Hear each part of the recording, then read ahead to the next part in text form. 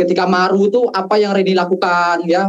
Nah, sehingga bisa menjadi modal bagi Reni untuk mendapatkan beasiswa. Nah, silakan Reni, silakan. Waktu semester 1 itu ya sama aja kayak mahasiswa biasa, kayak ngerasa ya bukan apa-apalah, kita semua masih kayak ya maru-maru yang masih haus akan ilmu. Dari jati diri lah. Cuman emang aku waktu itu ikut organisasi-organisasi. Salah satunya waktu itu aku ikut Eksis kan. Eksis itu adalah salah satu organisasi Eksis gitu kan. Sama kita Eksis juga. Banyak juga pemburu beasiswa juga di sana kan. Mereka kan lebih akademisi ya, maksudnya concernnya.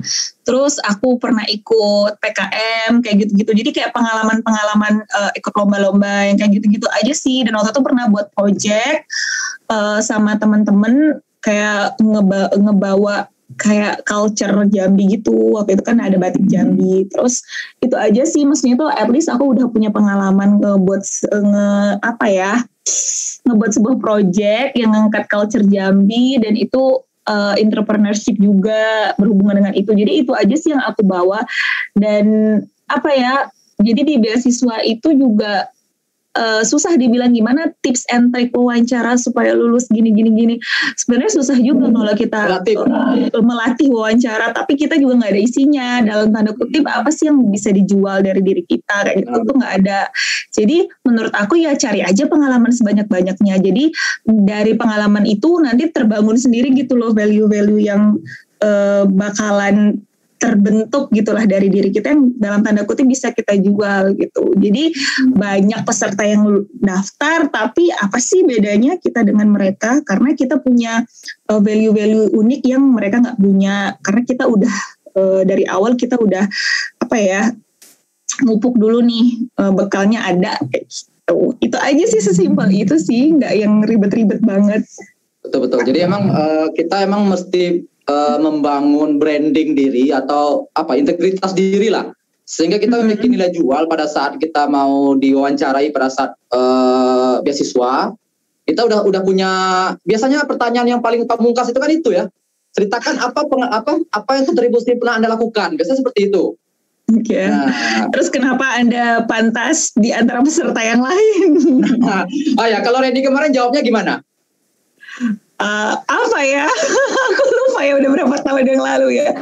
Pokoknya aku jual diri aku seininya aja lah, maksudnya itu semampunya aku. Misalnya kayak emang aku punya pengalaman, terus juga pernah ditanya kayak gimana titik terendah dalam hidup, pernah gagal atau enggak, terus achievement apa yang pernah didapat. Tapi sebenarnya tuh bukan seberapa keren kamu pernah menang lomba ini lomba itu kayak gitu-gitu, enggak, cuman kayak gimana sih prosesnya.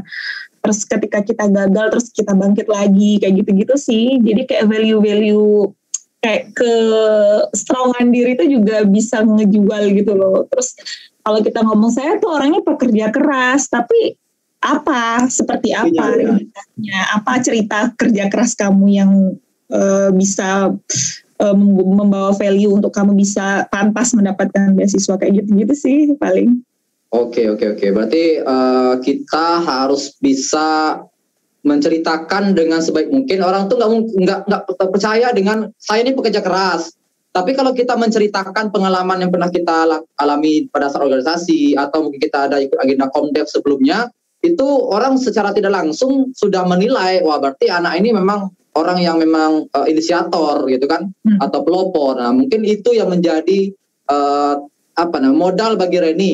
Apalagi tadi sempat juga mengatakan ikut organisasi, aktif di sana, dan nggak cuma nebeng di SK kan namanya ya. Ya kontribusi lah, itu kelihatan kok nanti pas wawancara kan ditanyain apa, maksudnya tuh kamu di situ berperan dalam bidang apa, ngapain kayak gitu. Dan itu kan nggak perlu dilatih ya, kalau kita udah mengalami kita tinggal ceritakan aja ngalir gitu. Iya betul. Kalau udah ngalamin tinggal cerita, enak kan? Jadi ada yang diceritain, tapi kalau kita belum pernah ngalamin, ya apa yang mau kita ceritain kayak gitu. Okay.